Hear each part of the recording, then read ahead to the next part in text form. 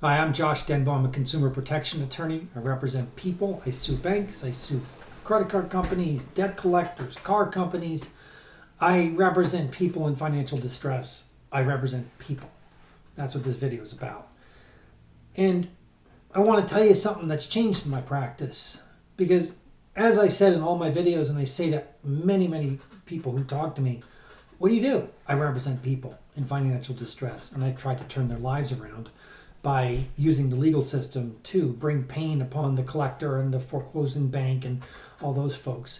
But I represent people. I used to represent corporations and businesses when I was a younger attorney. But since the last 15, 20 years, I've been only representing people. And you know what? I just started representing a company. Here's why. I realized that my client was in foreclosure for his home because his business was being foreclosed by a lender who cheated him. So, still represent people, but I realized that I need to expand the way I think about things because the reason why people go into foreclosure sometimes involves a business. Now, I only represent debtor businesses, but I've picked up a couple of commercial foreclosure cases as a result. I've learned a couple of things. First of all, one that I already knew but was reminded to me that representing residential foreclosure cases, representing homeowners is really hard.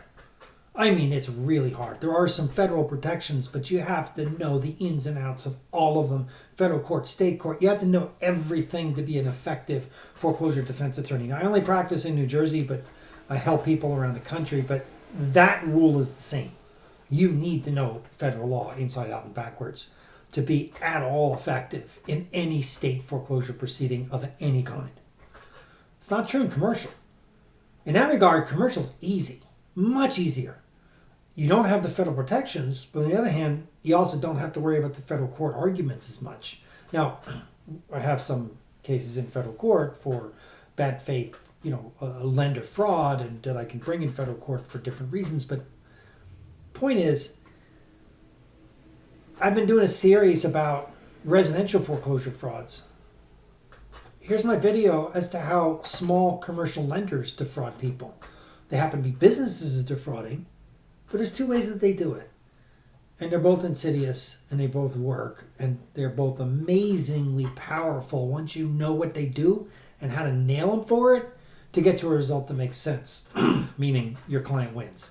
And it's really kind of simple. So commercial lenders are generally short-term lenders, 5 years, 10 years at most. And the manner in which they keep their books is a little wonky sometimes. So my clients ask, all right, look, I'm going to refi this, or I need a reinstatement of a payoff, and they get a number. The number is usually, I'm going to say often, I don't know if it's usually, but it's often wrong. It's wrong. The bank and the attorneys are including all kinds of fees, and it's just wrong. It's made up. They add charges constantly and all the time. It's really shocking. And that fact is true. The way to challenge it, the way to win, is to understand from my experience representing residential consumers. Says, look, give me all the records. I'll read the records myself. This brain works. I have a calculator. I can do the math. It's not that hard. All right, you're off by $75,000 or $2,800 or whatever the number is. They're off. It's still fraud. If you just demand the payoff and then you break down the math, you'll get to numbers that make no sense. That gives your client a position to save their house, to save their business, to save whatever's going on. Here's the other fraud. When businesses get into trouble, it's not the same process from defaulting on the loan to the foreclosure complaint because there's not so many state and federal controls as to how the banks have to proceed. Now,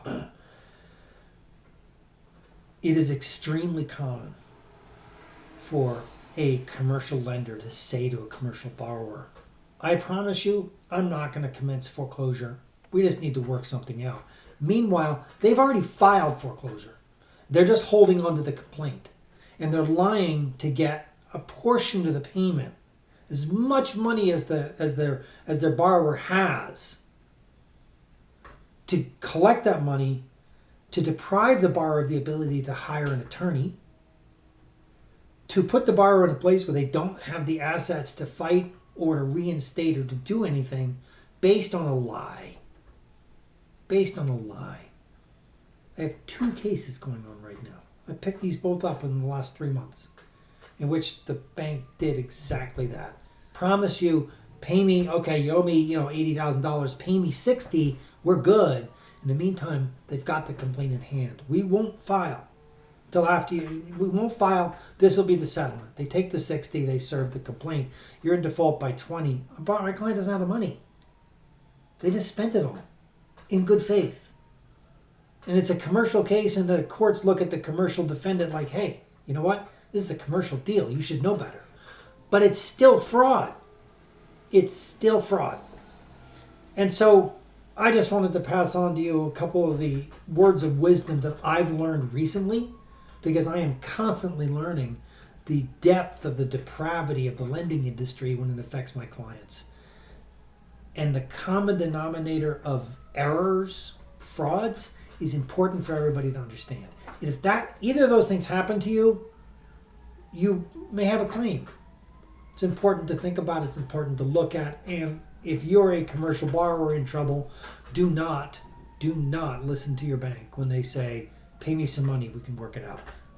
Not safe. Don't do it. Oh, and if your commercial lender is holding your lien, your property, your loan hostage as you try to refinance or sell to move on to a different project, they're probably lying to you as well. So there's a lot of ways to deal with that fraudulent payoff demand, but we can deal with those at another time. If I got a lot of interest in this kind of case, this kind of video, I'll break these down further. So I know this is not my normal type of video, but if it was helpful, please like and subscribe. I can do more like this later, all right? All right, cool. Later.